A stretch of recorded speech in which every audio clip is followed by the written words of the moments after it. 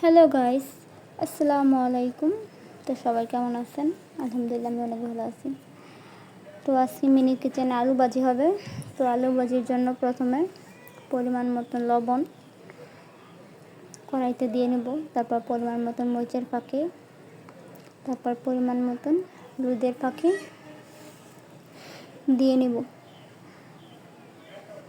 দেওয়া হলে তারপরে আলু কুচানোগুলো কড়াইতে ঢেলে নেব। এতে ঢালা হলো, সবগুলো আলু কুচানো ঢেলে দিলাম। এখন কিছুক্ষণ নাড়াচাড়া দেব মিক্স করার জন্য, তেলের সাথে মরিচের সাথে লবণের সাথে মিক্স করার জন্য খুরসুন দিয়ে নাড়াচাড়া দেব। মিক্স হয়ে গেলে পরে ঢাকনা দিয়ে ঢেকে দেব। ঢাকা হয়ে গেলে সিদ্ধটা হয়ে যায়। এই তো আলু ভাজি হয়ে গেল।